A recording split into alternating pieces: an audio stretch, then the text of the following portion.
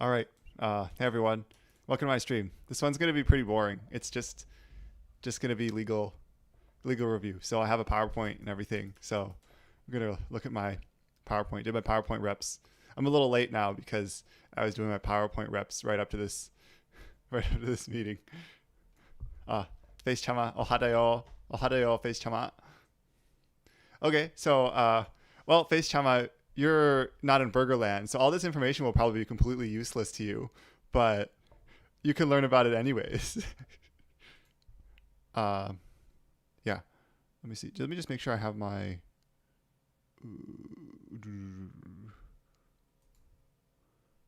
Ooh, okay. I need to set my sources up. 1 second.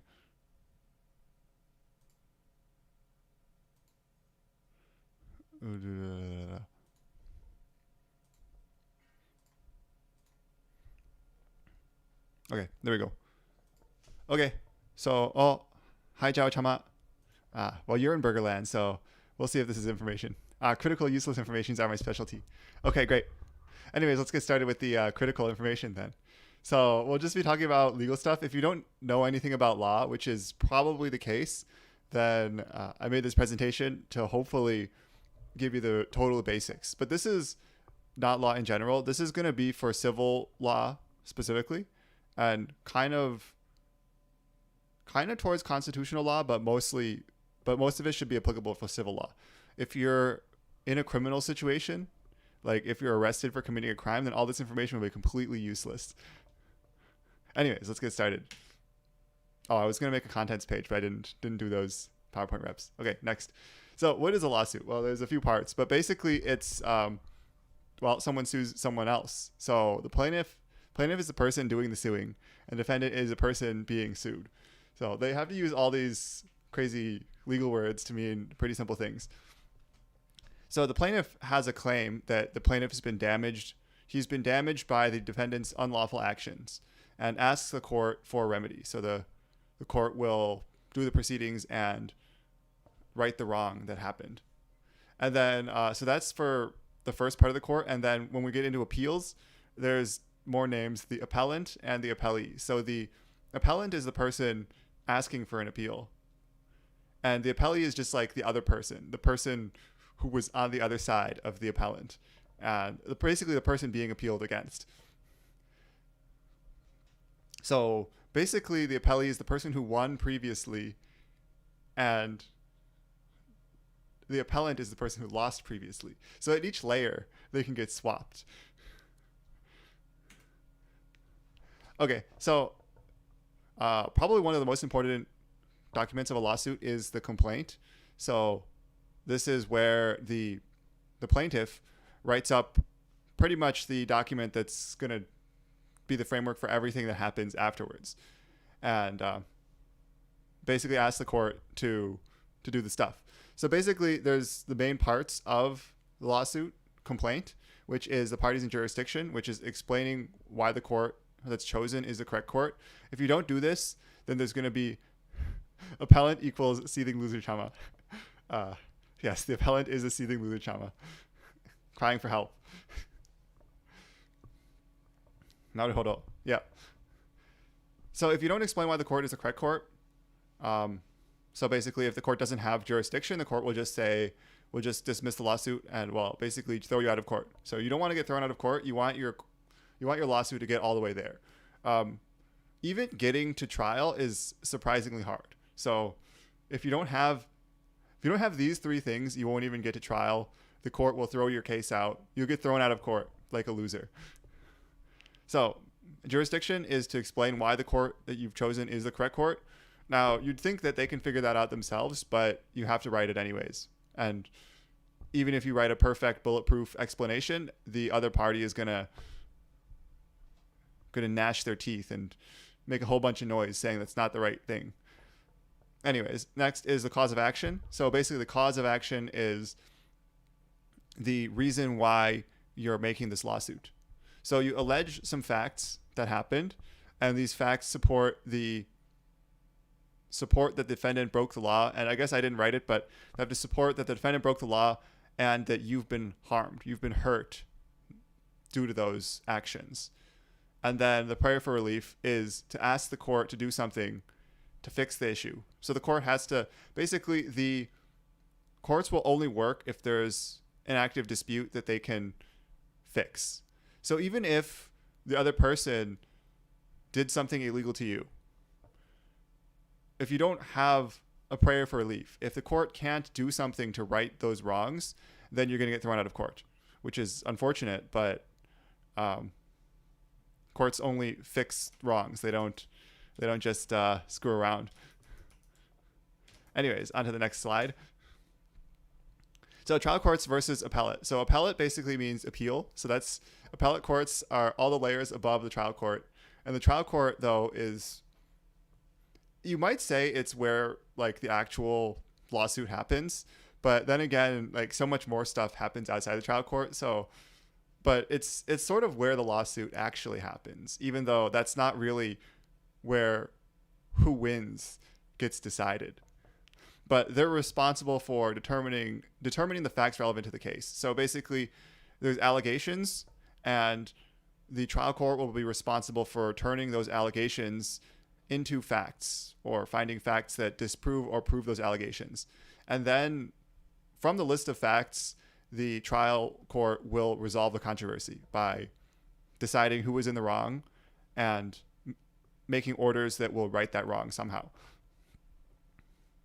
And a lower court, so the appeals, you can appeal the lower courts on a procedural error or a legal error. So if the trial court misread the law or something, then you can appeal that. But you can't challenge the facts that were determined in the trial court. So when the trial court reads a list of allegations and then goes and investigates the issue, those facts that are determined in the trial court are there forever for the rest of the case. No matter how far you go, those are always there. And the result of an appeal is vacate and remand. So this is kind of it's a complicated thing. But when something is vacated or remanded, basically the appeals court vacates the previous opinion and order. So it says that is invalid. But the appeals court won't actually solve the case. So the appeals court will write basically an explanation of what was wrong with the previous ruling, and then remand, which is to send it back. So the appeals court will say, this ruling is wrong for these reasons, so it's no longer valid. We're going to send it back, and you're going to re-resolve the case according to the instructions that we've given. So I guess in the end, it all goes back to trial court. But when it comes to big important cases, the important part isn't, like, what people care about isn't the trial court, even though the trial court is the one in the end righting the wrongs. Anyways, on to the next slide. So next thing is stare decis. I don't know if I'm saying that right. It's Latin. I don't really know Latin, but stare decis is why small stuff, like why people care about small stuff. So normally you might think, oh yeah, who cares about this shit? Like two people angry at each other. Like if you don't care about those people, why should you care about the case? Well, that's not the case because of stare decis, which means, I guess in Latin, to stand by things decided. That if a court decides something, like a court makes a ruling according to certain principles and logic, then future cases need to be decided according to the same principles and logic. They need to be consistent with the previous ones. So even if the parties in a previous lawsuit didn't matter, like let's say it was like Apple versus Google or something, you're like, oh, I hate both of them, I don't care who wins. Well, the thing is, though, if next time it's you versus Google, then it matters because, well, Apple versus Google, however that was ruled, might affect you when it's you versus Google. So basically what the judge wrote becomes the law because later cases need to be decided consistently with that one. So this is, I guess in the United States courts, it only applies to circuit courts and appeal courts on higher. The district courts can really do whatever they want, and if they violate anything decided by appeals court previously, then it'll go to appeal, and the appeals court will vacate and remand. But other than that, they can do whatever the heck they want. They're not accountable to anyone. And this is a common law thing. So common law is a type of legal system in certain countries like the United States and I guess the British. They're mostly descended from the British Empire, I guess. But there's principles, like there's a whole variety of stuff in common law, including this thing. I'm not going to get into the distinction between common law and stuff that's not common law, but if you go to like countries like France or Asian countries, they don't have common law, and everything in this presentation will be completely irrelevant. Sorry, French people. Okay, so here's the road through district court. So if it's an important case, you go through most of this stuff. If it's just a bullshit case, then maybe you can skip a bunch of this stuff. But to get through district court, or basically to get your first ruling on the case, which usually doesn't mean who's going to win. It just means like what's going to happen. Like that's the starting line, getting through district court. But you got to go through all this stuff first. And in general, it takes about a year or two to get through district court and to get a court opinion and some orders. Eurochamas have civil law, yeah. Yeah, Eurochamas, they don't have any of this stuff. They have a completely different system with completely different stuff that I have no clue about, and I hope I never have to learn about. I'm sure it's dumb. Anyways, so the first part is the restraining order and injunction.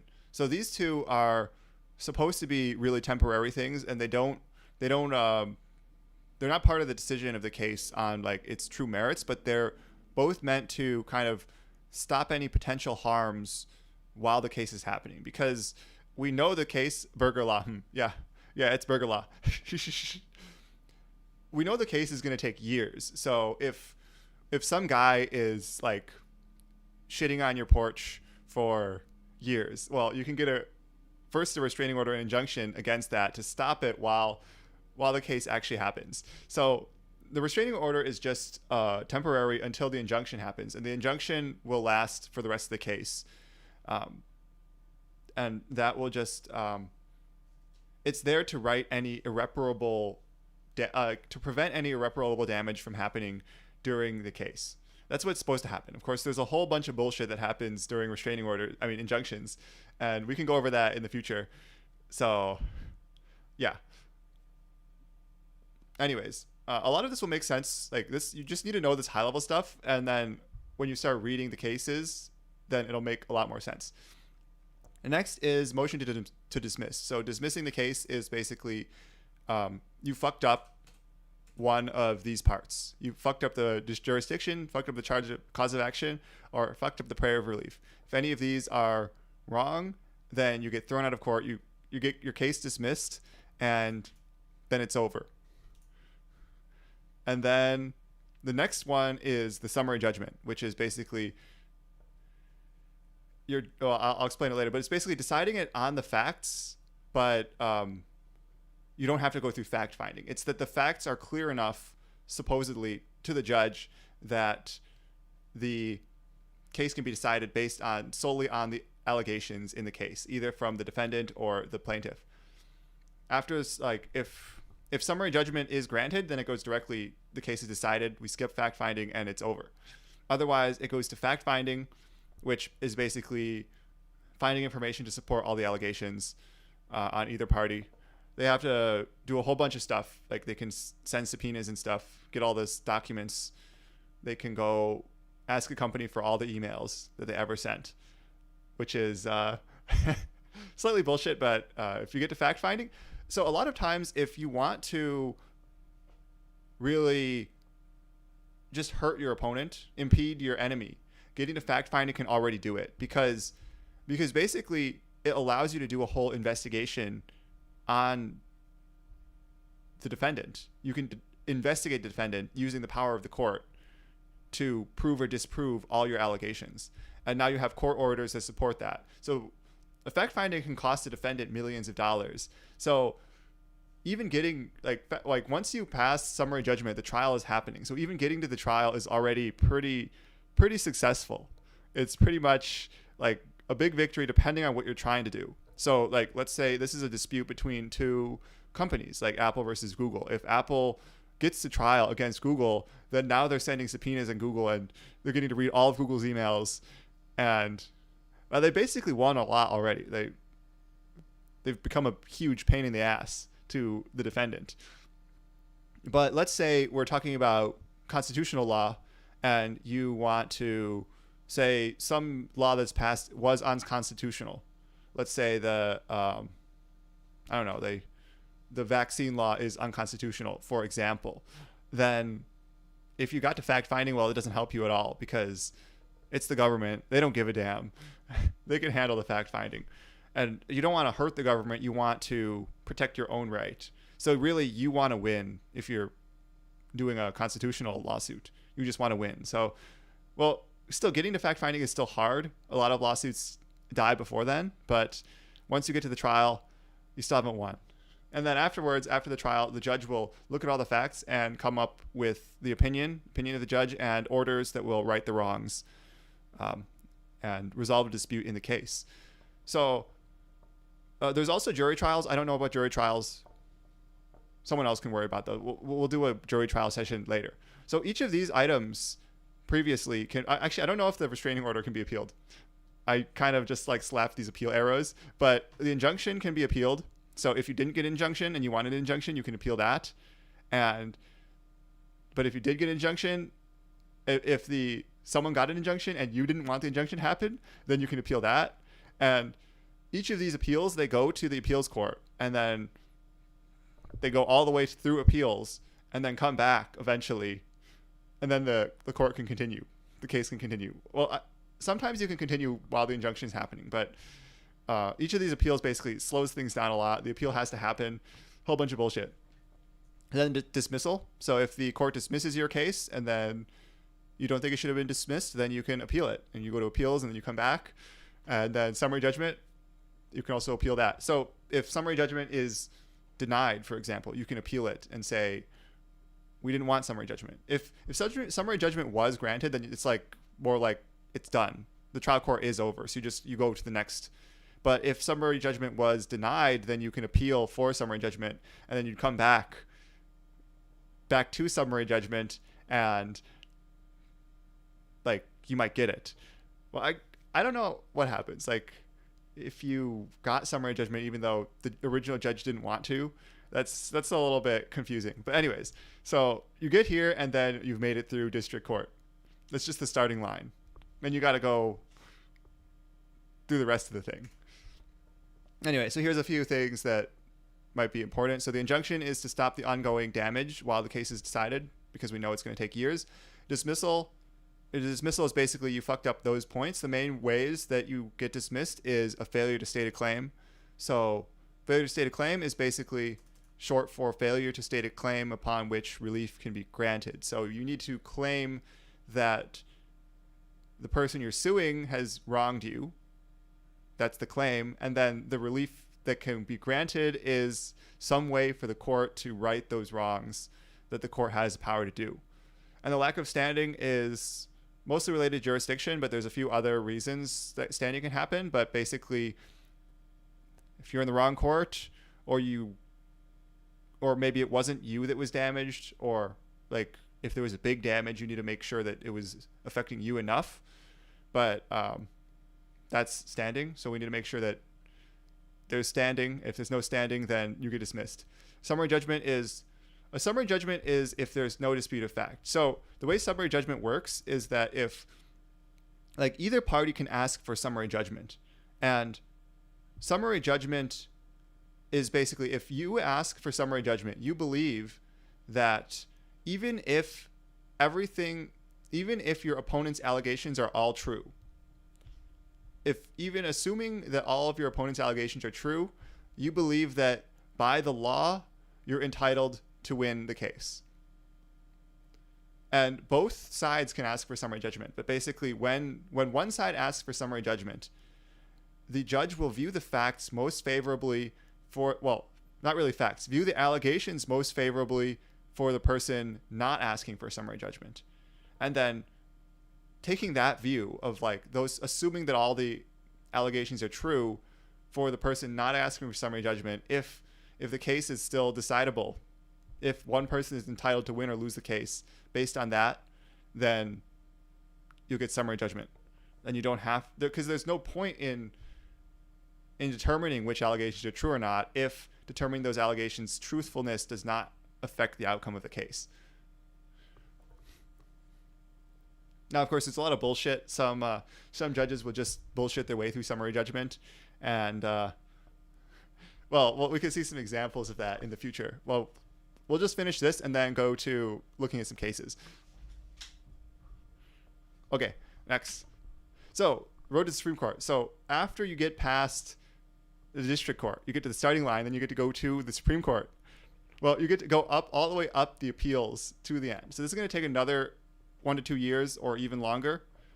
And so, this is all like if everything goes smoothly. There's, of course, different ways that this whole process can go off the rails, but this is everything going according to plan.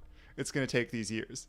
Anyways, so you first go to circuit court. So you appeal to the circuit court, claiming that the district court made an error of law or procedure. And an error of law can be either that they misread the law completely or they have violated a precedent. So precedent violated the principles of a previous ruling by that circuit court or above court. So those are the reasons why you can make an appeal to the circuit court. And if you make the appeal, the circuit court will look at it. I believe that the circuit court has to look at it. They can't just tell you to fuck off. But this is not legal advice. Anyway, so it goes to a circuit court panel where basically 3 guys from the circuit court, selected maybe at randoms, maybe not at random, will take a look and determine if there are any errors of law made in the previous district court ruling. And then they'll decide decide if to, whether or not to remand your case, send it back, vacate and remand, or to let it stand, to affirm the case and say, it's fine, the district court was right. Then after that, there's more layers, which is you can petition for a rehearing in the same circuit court. So the reason for a rehearing is that if you believe that the 3-judge panel, the 3 people from that circuit, did not decide your case correctly, consistently with precedent from that same circuit court. So you petition for a review, after which, and anyways, at any of these layers, it can be either side petitioning, either the original plaintiff or the defendant, and then they become the appellant and appellee. And whoever was the sore loser, the seething loser chama at that layer, will become the appellant, and the previous winner will become the appellee. Anyways, so at this point, they can just tell you to fuck off. But a lot of times they won't. It depends on what the judges want. So the en banc review will be more judges from the same circuit court will go and look at that circuit court. And basically, you just restart the whole thing. So everything that happened in the circuit court panel review would basically just get thrown out. And then you get to do the whole thing over again with more people from the circuit court. And then after that, if someone's still not happy with circuit court results, then you go to the Supreme Court. You petition for this thing, which I don't know how to say, writ of certiorari, which is basically you go to the Supreme Court and say, please let me in. Look at my case. And of course, the Supreme Court usually tells everyone to fuck off. But if you're lucky, you get to go to the Supreme Court and make history. Okay, so that's that's all this stuff. So now I'll just start looking at some. That's my whole presentation, my PowerPoint. So we'll just look at some documents and read about them and discuss those. So we'll go here. So I got some links. So this is just like some case examples. Usually, Well, because common law is the way it is, you just have to look at other cases to understand cases. Let's put on the browser.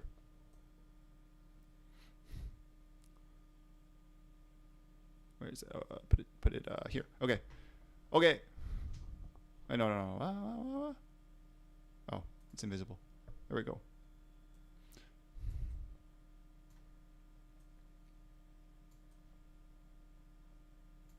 I make this bigger so we can actually see these words.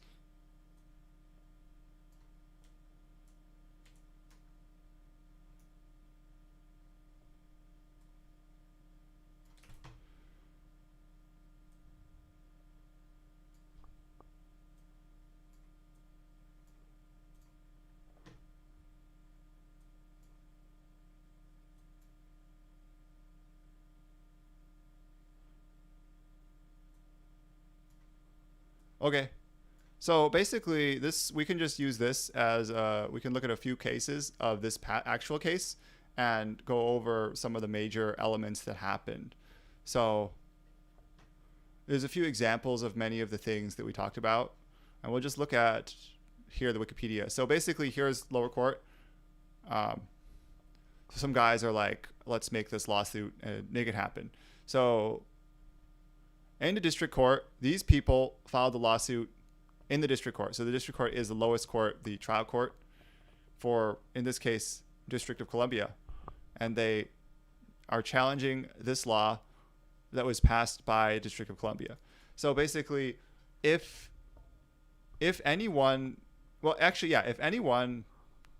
government in America passes a law that you allege conflicts with the Constitution, or I guess potentially federal law if it's a lower government, then you can sue them in the federal court. Now, of course, all of this is completely different if you're talking about state court. We'll not talk about state court, but this is federal court. But federal court can rule over states violating federal law. But it's complicated. Anyways, so they filed this lawsuit that challenged this Firearms Control Act. And this one said that residents cannot own handguns and that other guns, rifles and shotguns, are unloaded and disassembled or locked. So due to this, they asked for an injunction, but it got dismissed. So this one already, if we look at the previous slide, chamas, where we're looking at is we look at where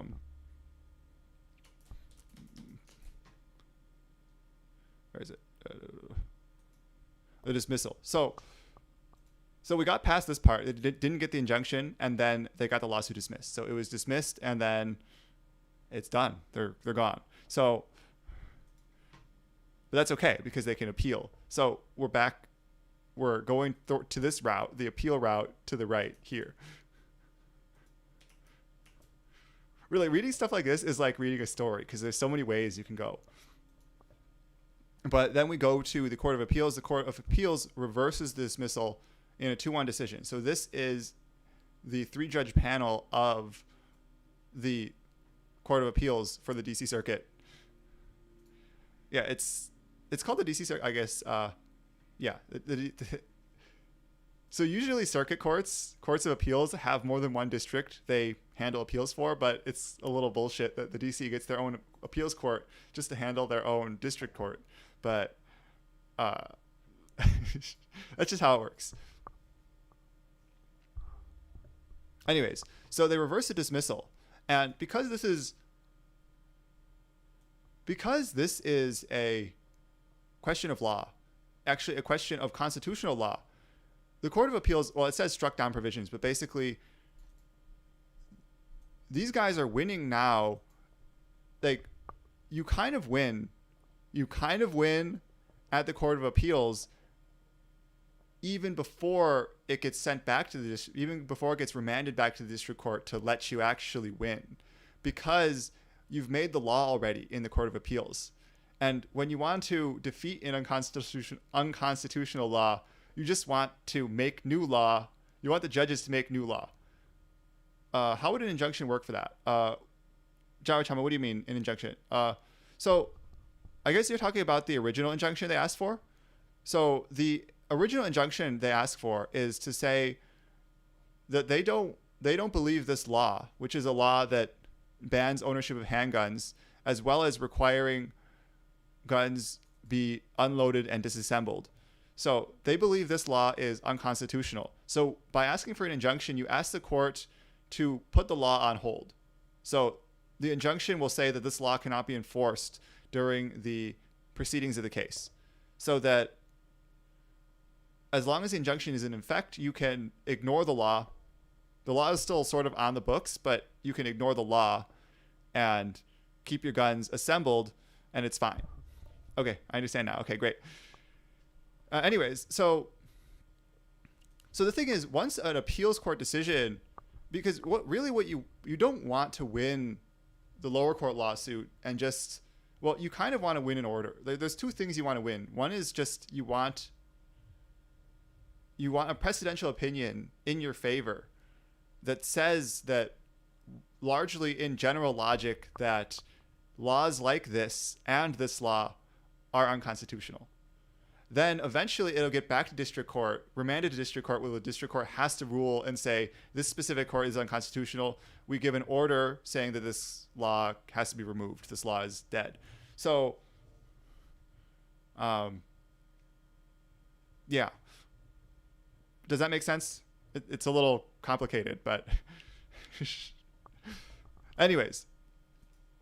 So even though we never made it past trial yet, we're still on appeal.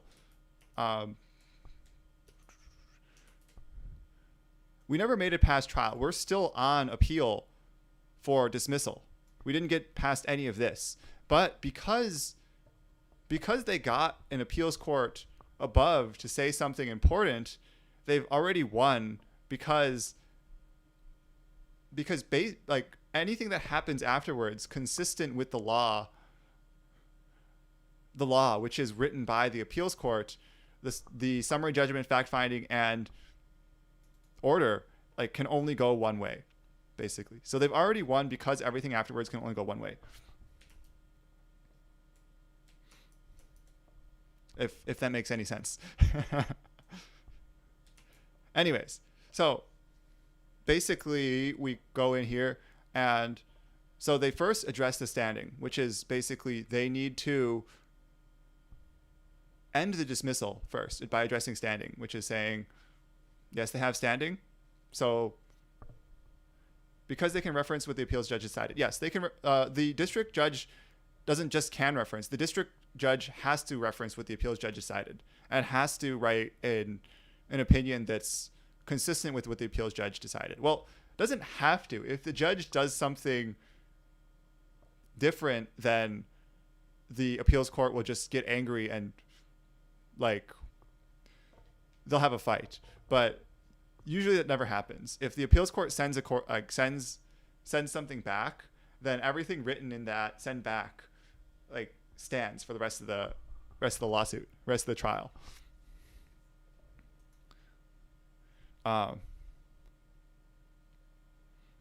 Okay, so they concluded standing for one person, Heller, which is one of the 6 people, had standing, and then they decided that basically the Second Amendment protected the right to have the arms in the home, including the handgun, which was banned by the law. So basically this struck down the law in the decision of the Court of Appeals.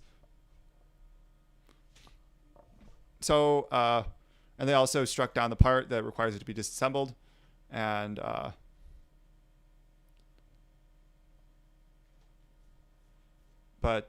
yeah, so basically they struck down the law. Well, they didn't strike down the law, but they said that this law was unconstitutional. They didn't write an order saying, they didn't write an order striking down the law, but they only wrote an opinion saying this law is unconstitutional. We're sending this back to the district court for further proceedings. I guess that it's essentially like it's hard to say like what is strike down because that the district court like is just an opinion. It's not an order. So the government can still do whatever they want, and they're not bound to that court opinion. But the law is struck down in the sense that now thereafter courts have to decide that the law is unconstitutional from then on. But it really is the trial court that has to really strike it down. Anyways, continuing. So there is a disagreement with the third judge. But majority rules when it comes to these courts. So the third judge said, I don't like this, but doesn't matter. So really winning in, if it's a politically charged or a divisive issue, winning in the first level of district court is just almost a coin flip. Do you get two guys on your side and one guy on the other side, or do you get two guys on their side and one guy on your side? Unfortunately, that's kind of how district courts first review goes. That's how things are these days. So it's like a coin flip. Which judges do I get? Do I get good judges or bad judges? Anyways, but fortunately, this one went well and got good judges, and they decided a legitimate, reasonable ruling. So here you can see they petitioned for rehearing. They petitioned for en banc. So this means they're asking for more people from the DC Circuit to do it. But the DC Circuit said, no, we don't want to. We don't want to do this again. It's done. So it goes to the Supreme Court. So here in this case, it's the defendants. Because the plaintiffs, the people suing, won the Court of Appeals, now it's the defendants. The defendants are the appellants, and the plaintiffs are the appellees. So the defendants are now asking the Supreme Court to overturn this ruling, asking the Supreme Court to say this ruling is wrong. Now the Supreme Court grants certiorari. That's just some bullshit word basically saying the Supreme Court will review it. The Supreme Court will take a look. So they say this. Sometimes they do this. Basically, the Supreme Court, when they do this, they'll decide a question. So when you go to the Supreme Court, when you go to any level of appeals, usually there's a question of law. Like, you believe a previous court has made a mistake in the law, in interpreting the law. So there's a question of law of what is the correct interpretation of the law. In this case, so here is the question written by the Supreme Court, which says whether the following provisions, some, and some violate the Second Amendment of rights of individuals who are not affiliated with any militia, but wish to keep handguns.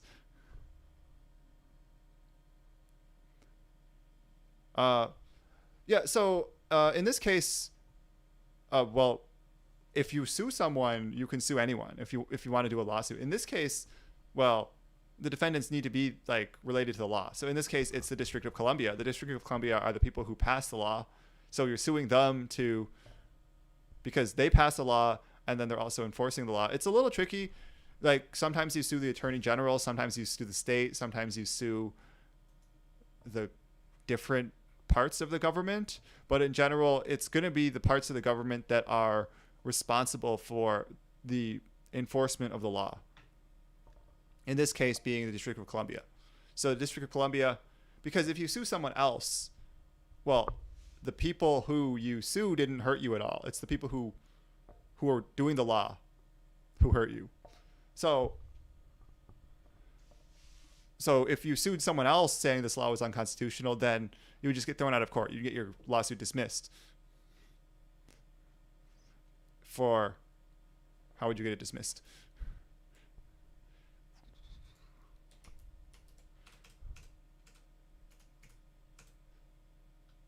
You get your dismissal for where? Where's my dismissal?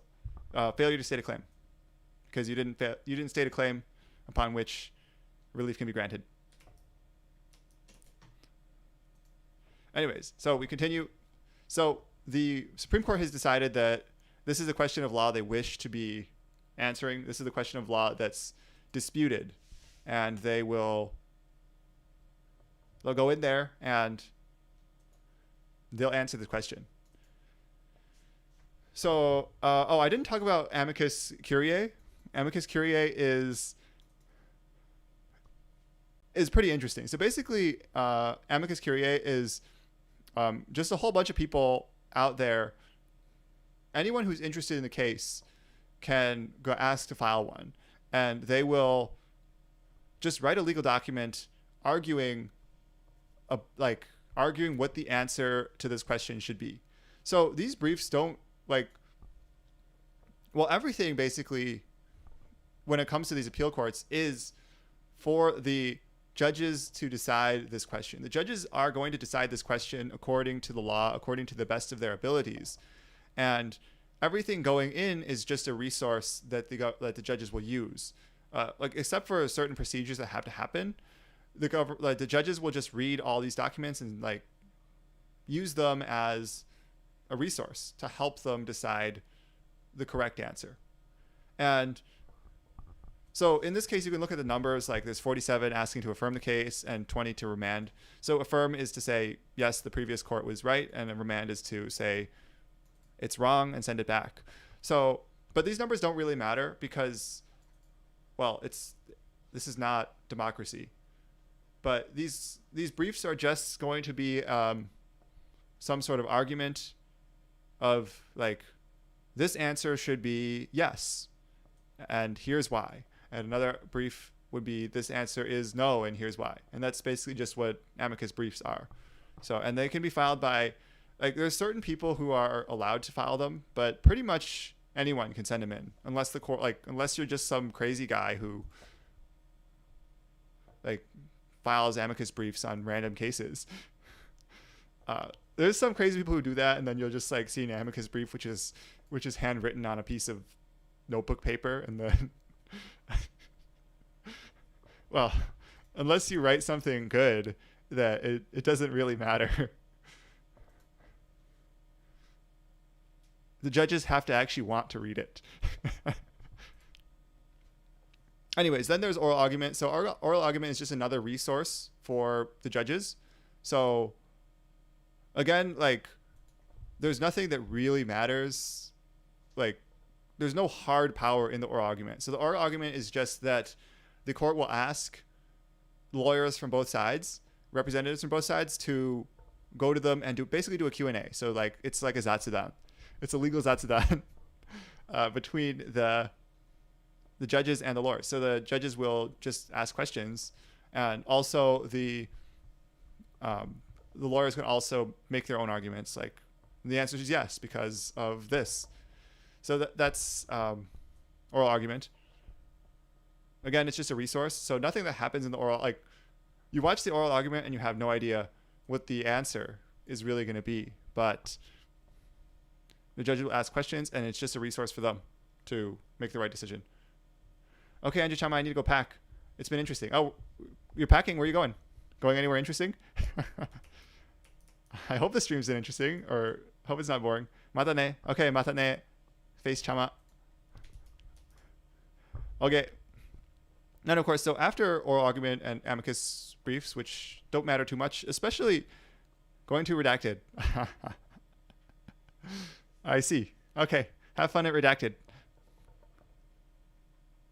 I think especially in a big case like this, a case that's kind of particularly got a lot of attention, that they'll go through my house.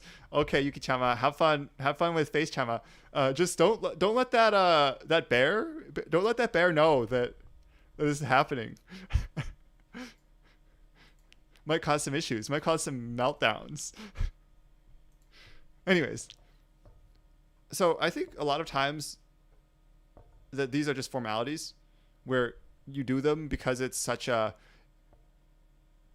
contested case that you just check off all these boxes and say you did them, because in the end, a lot of times the judges have made up their minds already before even seeing the case land on their doorstep.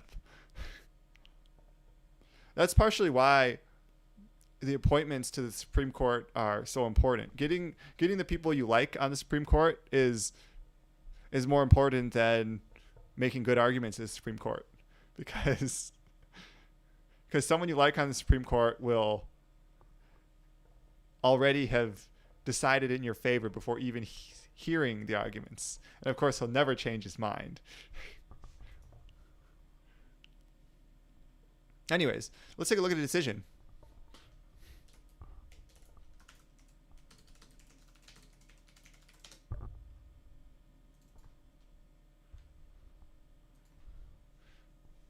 So we can read about this. This is just the decision they wrote. So, like, if you look at the end, you'll see what they actually did, which is way down here. This is quite a long document. Opinion of the court. Yeah, it's a long opinion, but we won't read the whole thing. Maybe. I think reading opinions is generally the easiest way to kind of get into this stuff versus reading other things, because the judges kind of put effort into including everything in here so that it can be understood, especially if it's an appeals decision, because other judges need to understand. So in some, we hold this thing and then we say this, and then all they do is they say, we affirm the judgment of the Court of Appeals, and then it is so ordered. So we could actually look at what the Court of Appeals said.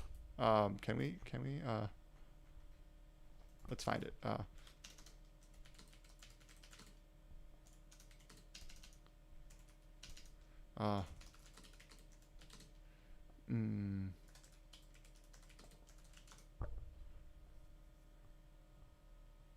This should be it, right?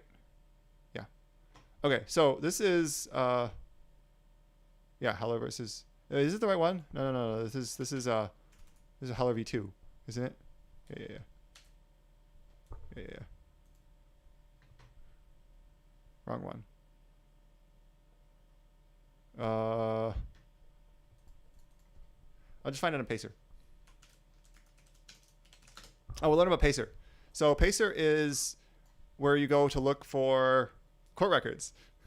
You have to pay, though, unfortunately.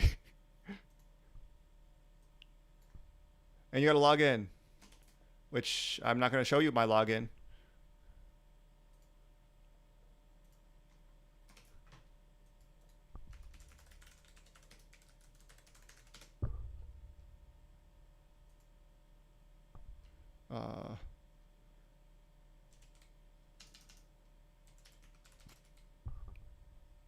District court. No, I want.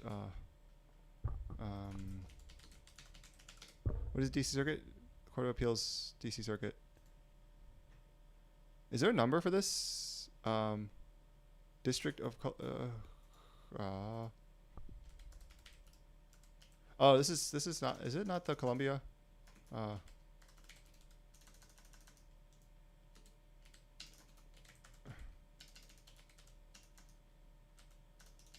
Whatever. I'm just gonna Court of Appeals 2nd, 7th. There it is. It's D.C. Okay. Anyways, I'm gonna log in. What? That's my password, right?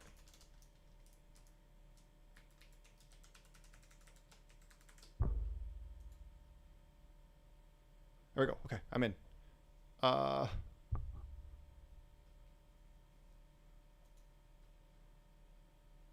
Okay, let's turn. Oops, OBS reps. Turn this back on. Okay, so you see here, and then this is once you log in, you get here, and then you got to start paying. Stuff starts costing money, but you get free. You get a free $15 credit for joining.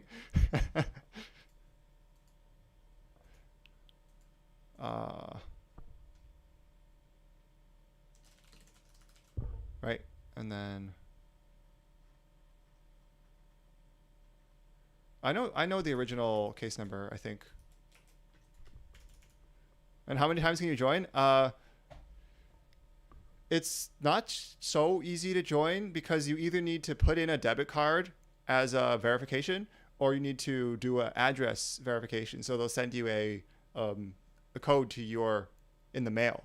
So you can join more if you have a lot of, actually, you can probably join a lot of times if you have virtual credit cards, which I will try sometime. That is a good idea. I will get some virtual credit cards.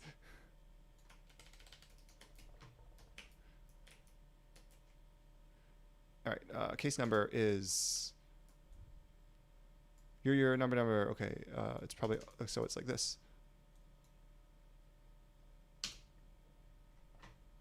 Search. No, this is originating case number. Originating case number. Okay, just slap that in there. No case found.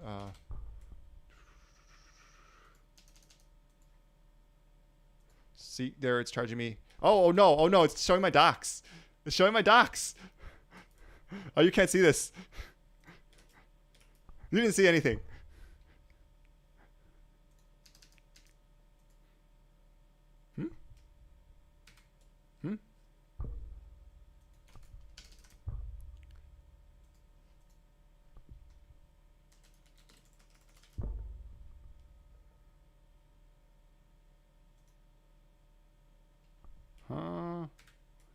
Am I like screwing this up really badly?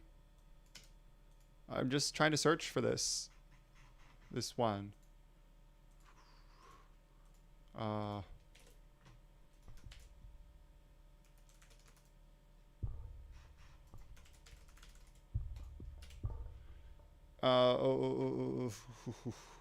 I'm having a lot of trouble here.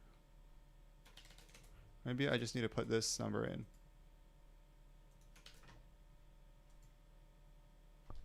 Huh?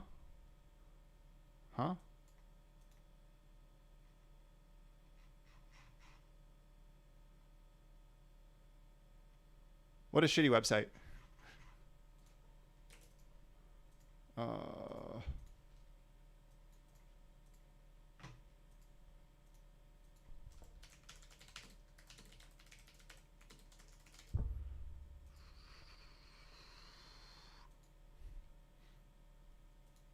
It's okay. I'm going to figure this out.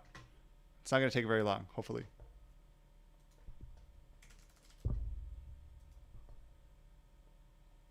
Huh? Am I looking at the wrong circuit? No, it's definitely DC circuit. You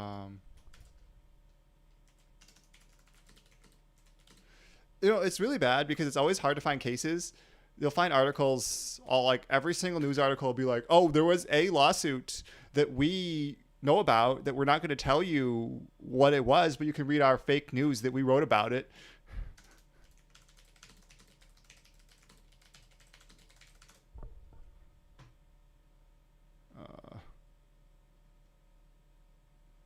Circuit court. This is the wrong one. Come on. Freaking bullshit.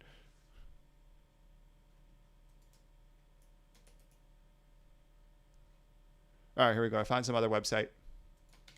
There we go. Okay. There we go. I'll have to delete the VOD. It's got my docs in it.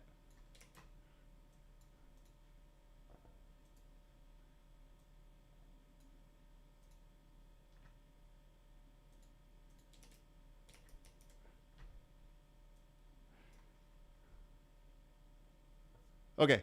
Anyways, this is probably fine. This is some sketchy website, but that's how it always is.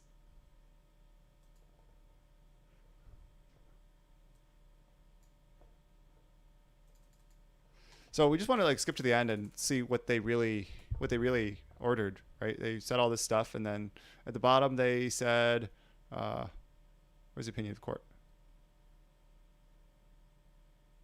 Is it the wrong one again? No, this is 2011. This is the right one. All right. Do I have a table of contents? Yes. Okay. Conclusion, page 36. Page 36. Okay, let's go to 36.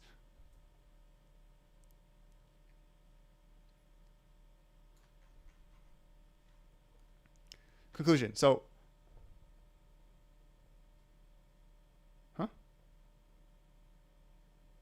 okay, yes. So they affirm this judgment, and then what they said is with respect to these registration requirements.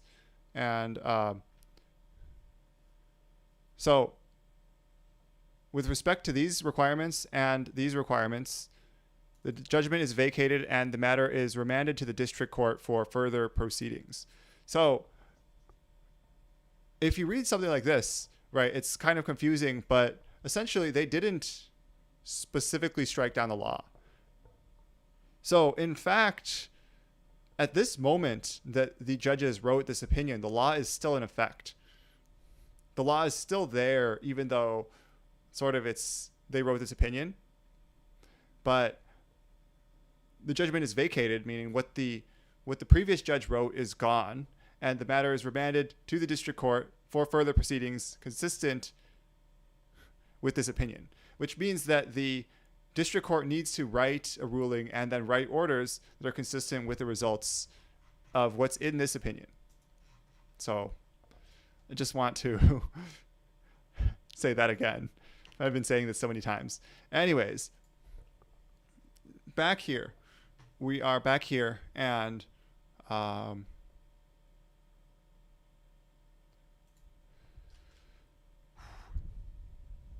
okay. So in this case, really, all they did is affirm the judgment. So that just means that whatever is written in the previous one is true, but that means that everything written above is sort of all the principles and logic written above must be followed by any other courts afterwards. Courts have to rule consistently to what's written in this opinion. Okay, so you can just read this. I'll just see what's important. So just the background about the law, and then they really write a really good explanation here. So they just have all the background here. He wanted to register and it was refused, filed suit and challenged the law. It was dismissed on district court, reversed, and the circuit court, and then comes back here for the question. And then this is just the summary, and maybe all we need to read here is what's held by the Supreme Court. So this is essentially the new law written by the court. This is what they won. This is what you came to the Supreme Court for. This is what you won. Okay, so they say there's an individual right to possess an arms unconnected with service in militia and use the arm for lawful purposes such as self-defense. And then here's some other stuff that, like, some grammar bullshit. And other reasons, like, this is our interpretation is confirmed for these reasons. Like, look at the history and other factors. Then we say this ban and requirement violates Second Amendment. It's a total prohibition on an entire class of arms. So this is actually really important. What is written here, the total ban on handguns is a prohibition on an entire class of arms that Americans overwhelmingly choose for lawful purposes of self-defense. So what you could take from this is that a prohibition on an entire class of arms is a violation of the Second Amendment. This is one possible interpretation of this ruling.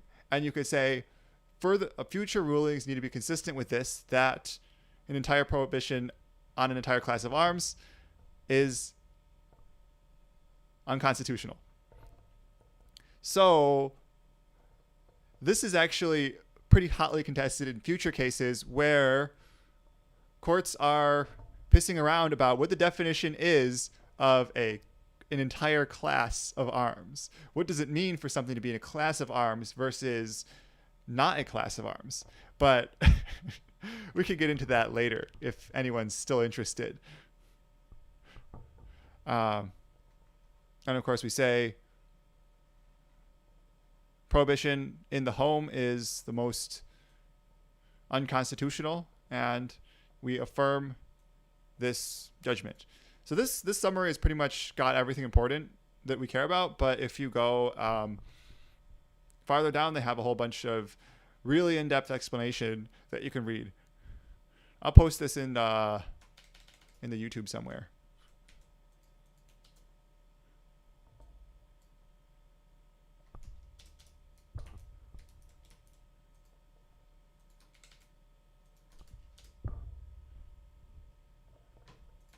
Okay. Anyways, back to where we were.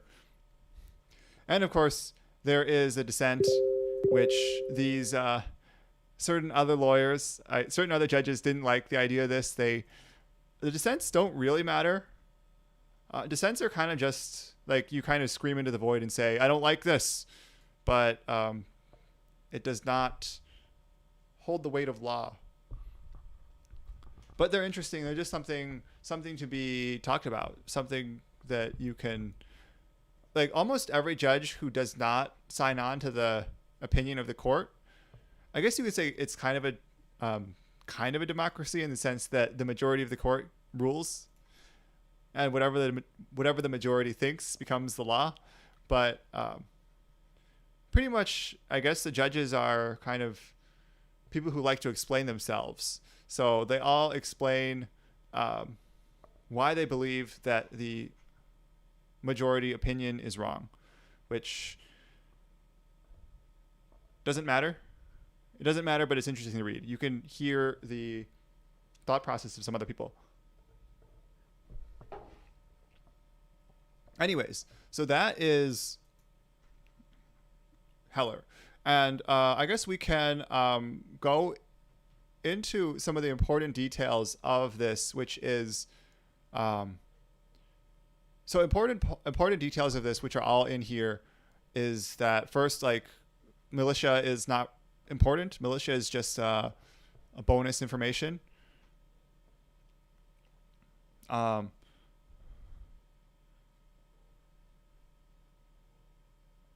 So part of it is interpretation of this, interpretation of the law based on history and tradition, which is kind of, history and tradition is kind of it's not really written in here, but history and tradition is sort of what some people like to say, like to talk about, in the sense that it's used in this case as a supporting factor as to why this opinion, this explanation is not making sense. I'm going to just move on. Okay. And then we say is not unlimited, is not a right to keep and carry any weapon whatsoever in any manner for whatever purpose. So this is a list of specific exceptions, but it's not limited to these. So it says a few prohibitions that are explicitly allowed under this ruling, consistent with this ruling. So we can say possession by felons, or forbidding in schools and government buildings. So those are things that are not inconsistent with this ruling and not inconsistent with the Constitution, according to the opinion of these judges. Okay, and then here it's that's not too important. So it's a little complicated. We can talk about the next thing. Let's talk about the next thing. I've talked about Heller too much. You should read it though. It's a good read. Okay, 2-part test. So the next thing is it's the 2-part test, which is after Heller wrote a lot of stuff, but the court wrote a lot of stuff in Heller, but they didn't really come up with a formula to decide whether something is illegal, unconstitutional or constitutional. They kind of gave their logic as to why this law is unconstitutional, but didn't really explain in detail what is and isn't unconstitutional, which is sort of what the court likes to do. They like to write narrow rulings sometimes. Narrow rulings in the sense that they only write enough supporting details and supporting arguments to decide the specific case and controversy that's in front of them. So they only write enough to strike down this law. But what if there's another law that just skirts the line of what is written in this opinion?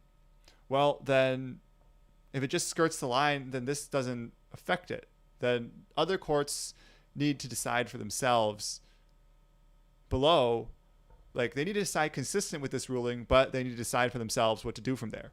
So we can look at the next one, which is Jackson. Jackson is just an example. Jackson is not actually so much of an important case, but Jackson just cool. I like the word Jackson. But Jackson is a kind of an example of the two-part test, which we will take a look at.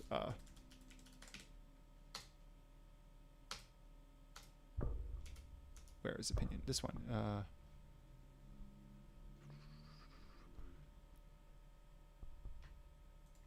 Court. Court. It's pretty hard to read these because you kind of got to go like all over. Is this it? This is in the appeal from this. So that's just denying the injunction. So if we have to go back. So if you look at this, it's a little complicated. It's a little hard because I'm scrolling, but here's a bunch of bullshit documents. And then the plaintiffs ask for a preliminary injunction, and the court says, no, you will not get a preliminary injunction. If there's time, we can talk about what you need to get a preliminary injunction. That's going to be later. Then it goes to appeal. Appeal goes to the Court of Appeals, and the Court of Appeals says, do we get a preliminary injunction or not? Then we go back to court. We go back to the district court and go back to asking for the actual... is this the opinion? What is this? Opinion. Yeah, okay, this is still the Court of Appeals. So we go all the way back up to the court, and eventually they're going to... oh, this one got dismissed. Okay, so they kind of just gave up. They gave up after they didn't get their injunction. That's why this didn't go nowhere, because they gave up after they didn't get their injunction. But we'll look at the opinion, which it talks about the... So I guess we can actually get double trouble here. We can talk about what it takes to get an injunction and the two-part test. So let's go in here. So we'll just start from the top. So the appeal is, here's what the appeal is.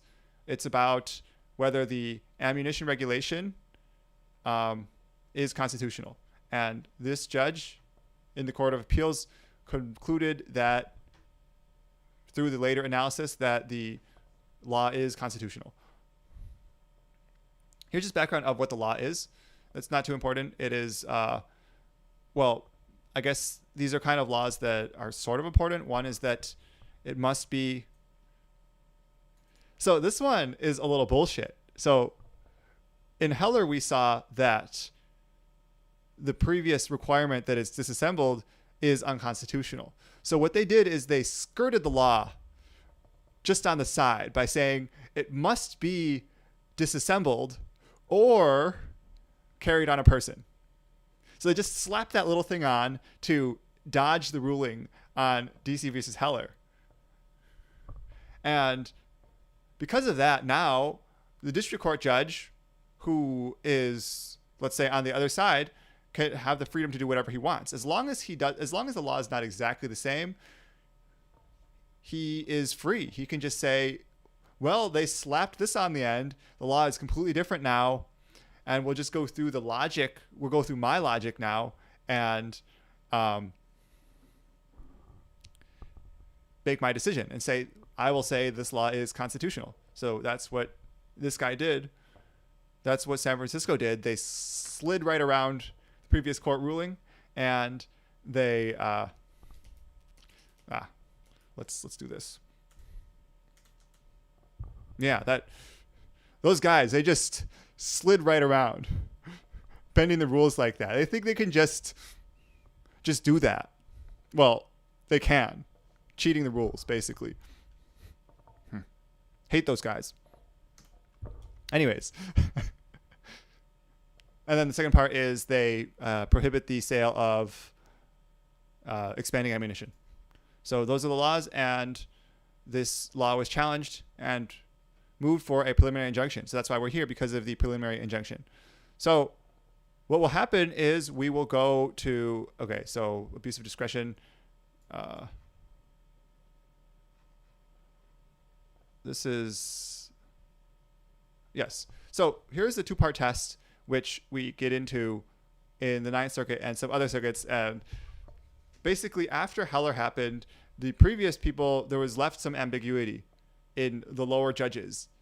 There was still some ambiguity. So they invented the two-part test to resolve the ambiguity, because they can do whatever they want as long as it doesn't violate, like, as long as it's not inconsistent with what the Supreme Court wrote.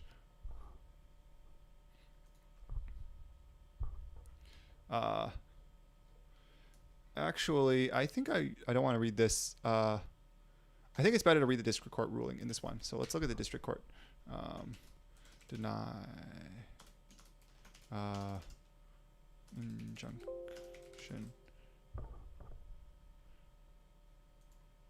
Okay, this is pretty big.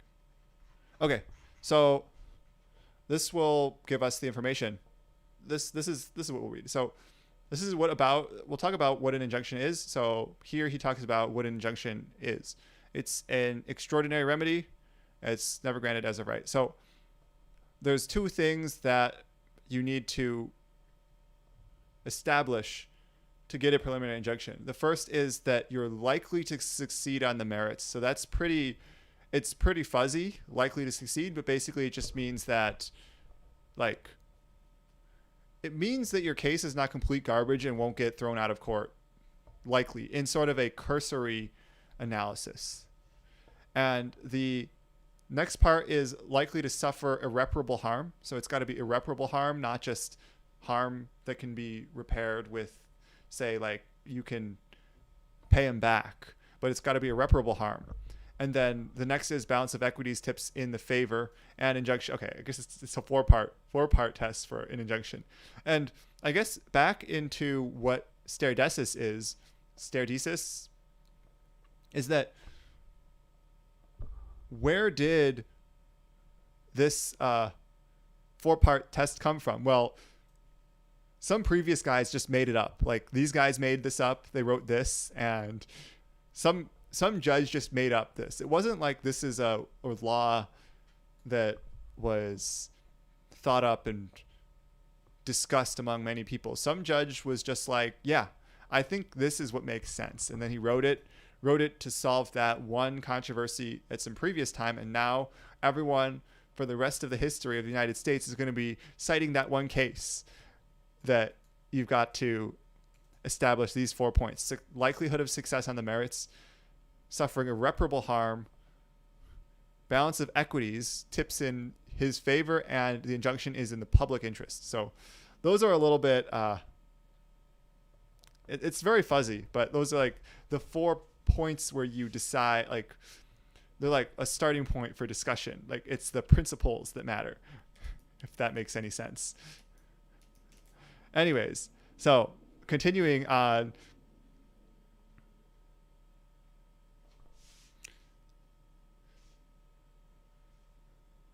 So here, this guy is just talking about how they just skirted the law, went right around the side by saying,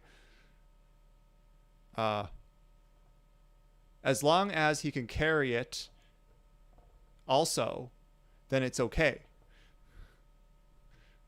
And so that's why he said it's not a direct violation of Heller's ruling. Now we go into the two-step process, which is to investigate the burden on protected conduct, on conduct protected by the Second Amendment. So examine the burden, how much the burden is, and then apply either strict or intermediate scrutiny depending on how much the burden is. So that's the two-part test. It's a little bit complicated, but it was invented by these judges.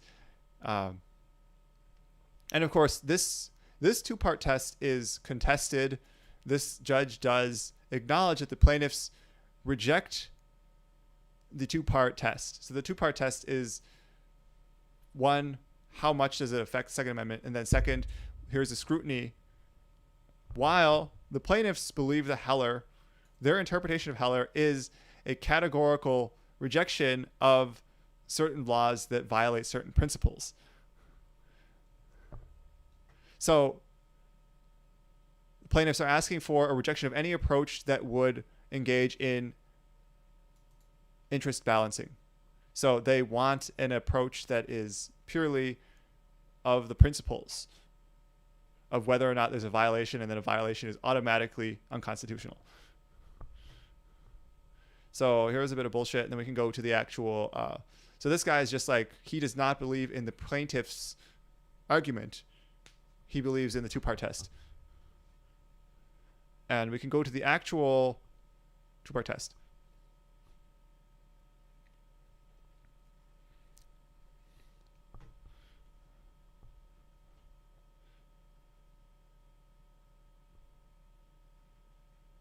Wait, where is this? Where is the test? Did they do the two-part test? I might be misremembering this thing.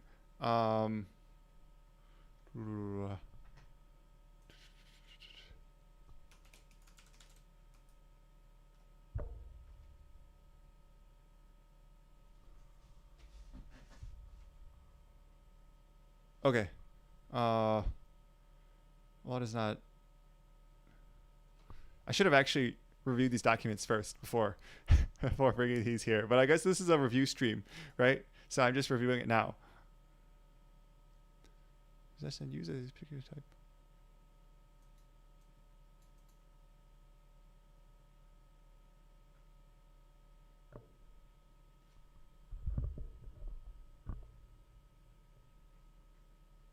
I think I gotta look back here, don't I?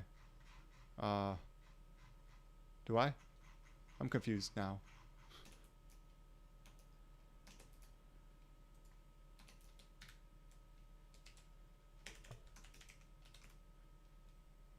Opinion.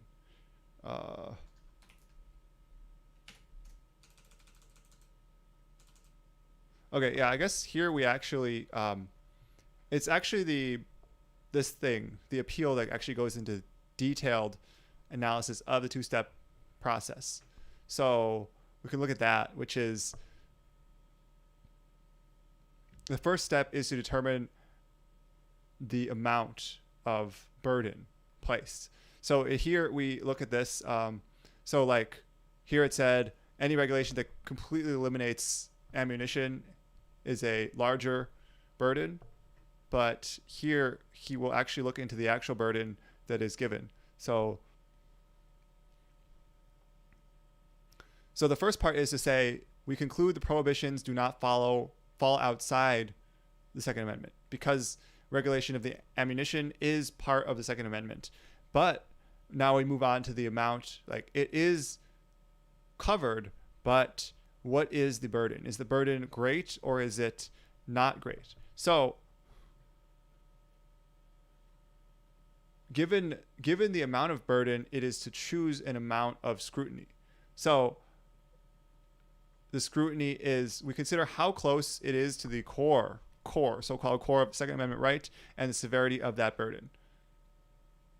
So here it says that, like, how close is it?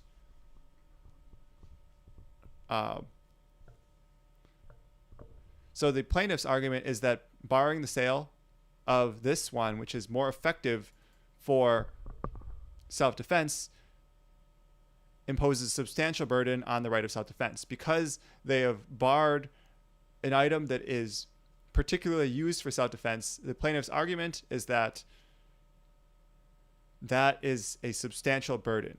But the court has disagreed because the court says that ordinary bullets are effective enough and that there is an alternative, which is that the plaintiff can go outside of San Francisco and bring the bullets back. So due to the alternative availability of these two alternatives, the court has determined that it is not a substantial burden. So because of the alternatives, going outside or using regular bullets. And then, of course, there's a second one. So because the section neither regulates conduct at the core, nor burdens that right severely, we would review it under intermediate scrutiny. So as part of the two-part test, it is regulated conduct under the Second Amendment, but it's not a severe burden. It's only a regular burden. So it gets intermediate scrutiny rather than strict scrutiny. Intermediate scrutiny is a pretty weak test. So you're not a lawyer in training, are you? No, I'm not. I'm not a lawyer in training. I have no legal education. I just read these documents for fun because of autismo power. Also, hi Dog-chama, welcome to the stream. Okay, I see. Yeah. So now basically the first part of the test is done of deciding intermediate scrutiny because of a non-severe burden on the right. And then, so now we say intermediate scrutiny is not used just for related to two-part test. Intermediate scrutiny is like a legal standard, so it's used for a whole bunch of other stuff.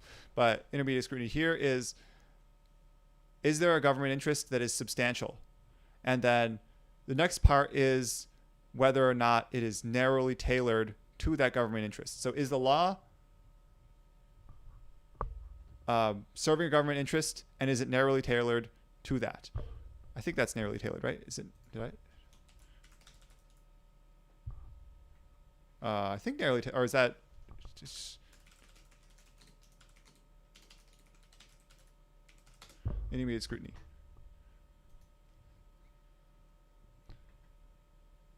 Oh no, okay, yeah.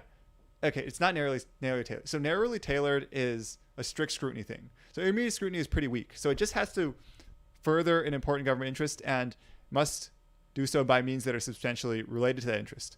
So it's actually quite weak. Strict scrutiny is a requirement of must be narrowly tailored. So basically, just as an analogy, right? If you wanted to, I don't know, water a plant on water a tree, okay, and then you call in one of those water dropping planes and then dump 10 tons of water on your lawn and a little bit hits the tree, then that would satisfy intermediate scrutiny because it did water the tree, even though it dumped 10 other tons of water all over the neighborhood. That's sort of an analogy. While strict scrutiny would say, well, that doesn't make sense because it's not narrowly tailored. It's just dumping all over the place. So that's the difference. So basically, intermediate scrutiny is extremely weak because you can just do a ton of collateral damage. And if you could believe a certain argument that the collateral damage is what's intentional, that the government wants to do collateral damage, not to do the actual government interest. But even if the collateral damage was intentional, it doesn't matter as long as the 2 points of intermediate scrutiny are satisfied, furthering an important government interest, and doing so by means substantially related to that interest. And of course, rational basis is completely useless, which basically just means that you could think of an explanation of how the law might help. There needs to be no evidence for rational basis basically is nothing. But in practice, I think intermediate scrutiny ends up being equivalent to rational basis because many judges don't care about the substantially related section. They don't. There's not really an effective precedent on how to make sure that substantially related actually means substantially related. Anyways. Back to here. Here.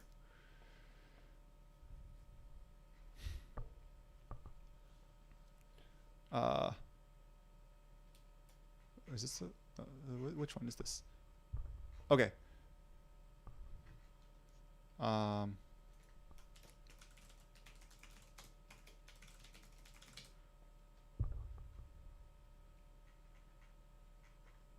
I think I might be reading the dissent or something. Yeah. Okay.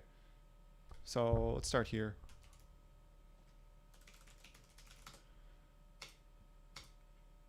Okay. So we place it under intermediate scrutiny, and now we address the challenge under intermediate scrutiny. So basically you can see how in this ruling that they just kind of use intermediate scrutiny as a formality and rubber stamp those points. So we can go down.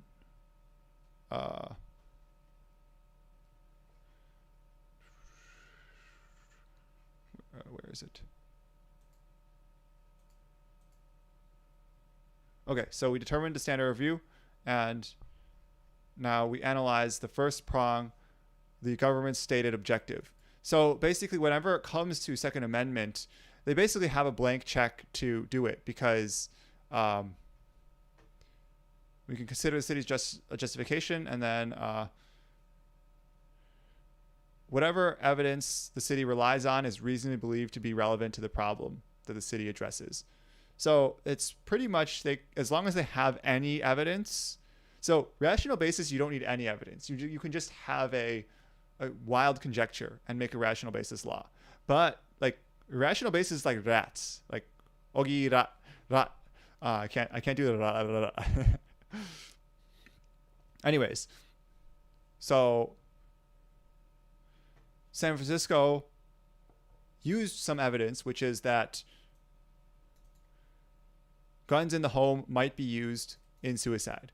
That's evidence. And their compelling interest is that public safety is important. So it is self-evident that public safety is an important government interest. So essentially, this is a blank check for any Second Amendment restriction, a Second Amendment related restriction to satisfy the first prong of intermediate scrutiny. So the first prong of intermediate scrutiny is essentially worthless because here the court is citing this case that says public safety is an important government interest. It is self-evident. So by that, they have automatically destroyed the protection of the Second Amendment on this first point. So intermediate scrutiny only has one remaining prong, which is that it is substantially related to that interest. But we can find that they prove that quite easily. Okay, turn to the second section, substantially related to government interest. So we just review the city's so-called evidence, and then they say giving a city a reasonable opportunity to experiment with solutions. So the city can just experiment with something that may or may not work with minimal evidence, as long as there's some evidence. So they say they use this evidence that firearms in the home increases the risk of injury. So-called evidence. So because of this is ample evidence that this law satisfies the second prong of substantially being related to the government interest. So this is so weak because it doesn't actually show that the law actually has to work or actually further the interest or be narrowly tailored or any of that. It's just the fact that there's some evidence tying this law, relating this law to the government interest. It has to be related, not actually working. So basically a blank check because we have destroyed both requirements of intermediate scrutiny with minimal effort. So that's the two-part test, and also the destruction of intermediate scrutiny, which is essentially the way that the Ninth Circuit has demolished all of these challenges to laws under the coverage of the Ninth Circuit, like in the affected area of the Ninth Circuit.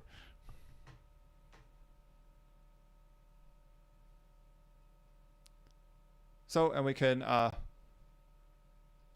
look at the second part, so the hollow point section. So we can read how this one again is easily destroys both prongs of intermediate scrutiny. So they do the two-step analysis and then conclude that it is within the scope of the Second Amendment, but it is not a substantial burden. It's only some burden. So they choose intermediate scrutiny. And then we go to intermediate scrutiny, which is define the governmental interest. So the governmental interest first is where is it? Has the interest that some victims will die if the bullets are better. Okay. So that is the interest. And that is automatically, self-evidently accepted as a substantial interest, because anything related to the Second Amendment and restrictions related to that are pretty much according to Ninth Circuit logic, is self-evidently substantially interested. So they move on to the next part, which is there a substantial relationship? And of course they say, yes, these bullets are designed to be more lethal. So because of that, it is substantially related. And of course, there's the argument that this might be bad science and challenges those conclusions. But that doesn't matter. It only matters that the city had any evidence at all. See, any evidence reasonably believed to be relevant. So if the government in enacting the law has any evidence, cherry picking any study, even junk science, even debunked science, even fake news, as long as there is any evidence reasonably believed to be relevant by the city, not by the court, but by the city, as long as the city reasonably believes the evidence to be relevant. And of course, this is complete bullshit, because this is the city's decision. They can say whatever they want to defend their own logic. That this reasonable belief cannot be challenged by the court. The court cannot determine whether or not this belief is reasonable. So automatically, because there's so much junk science out there, and because there is so much fake news out there, pretty much any law can be found. You can find some sort of junk evidence that supports it. Well, it supports its relationship, not a direct solving the problem, but its relationship to the government interest. Anyways, now that's that. So because they have held that the government interest is self-evident, and now they have one junk fact that holds the relationship between the law and the junk fact, between the interest and the law, they have now satisfied the requirements for intermediate scrutiny. So they have satisfied that this law is not a violation of the Second Amendment under the Ninth Circuit's two-part test. And of course, there's some bullshit, and then of course he affirms that. So that's the two-part test. I don't know if I'm going to... There's a whole bunch more I can talk about, but I think that's enough.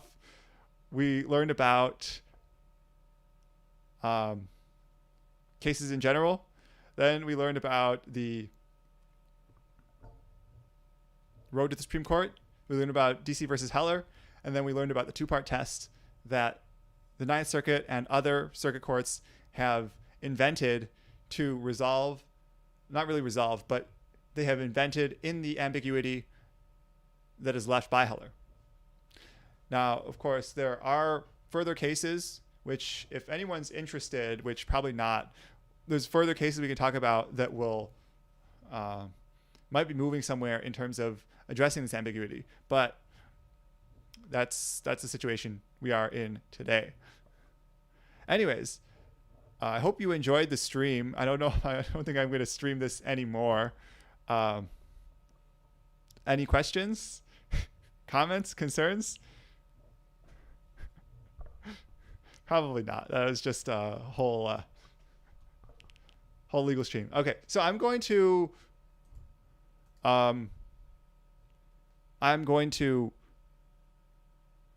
clip the stream later to remove the docs that I accidentally in the middle, and then I'll republic it afterwards.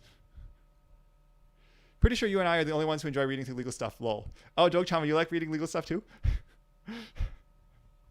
Tachi Kek. Okay. Yeah. I guess so. Thanks for streaming. It really was interesting. It was really interesting. Okay, I'm glad it was interesting. If it really was interesting, I'll do another one, probably shorter than this one, which would be I like it occasionally. Yeah, it's certainly interesting. I don't know. I really like reading legal documents. They're like stories. They're like riveting stories. The problem is there's spoilers at the beginning. You look at the names of the judges, and then you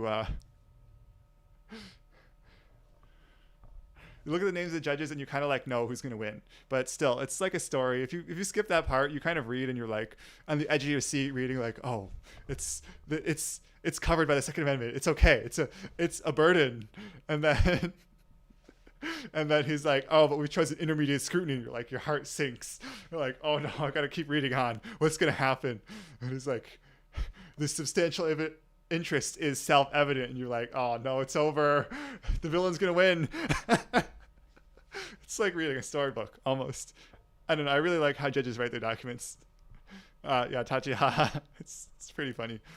All right, Cringe Chama, definitely check out the VOD later because I missed a bunch. Yeah, okay. I will upload the VOD soon. I'll upload the VOD soon. I just need to edit it, and then it'll be good. Dog Chama, would be cool if I could send you a DM later this week for some stuff I want to ask about legal stuff, if you don't mind. Yeah, that's fine. Remember, I'm not a lawyer, but I just know this stuff from reading all about it. You can DM me on, I guess, on Twitter or on Matrix. So my Matrix link, I hope you have my Matrix link. It's on my YouTube description. That's what I prefer. So if you got Matrix, then message me on Matrix.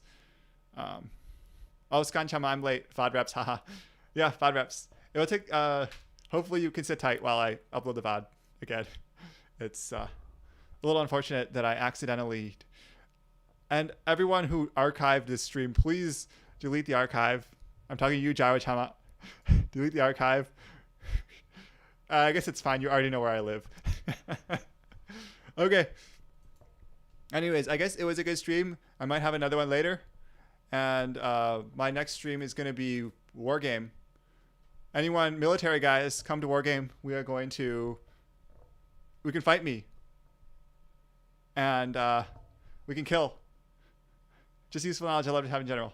Oh, I see a minor docs. No rush. Okay. Yeah, no problem. Yeah. So I will see you all later. Thanks for coming.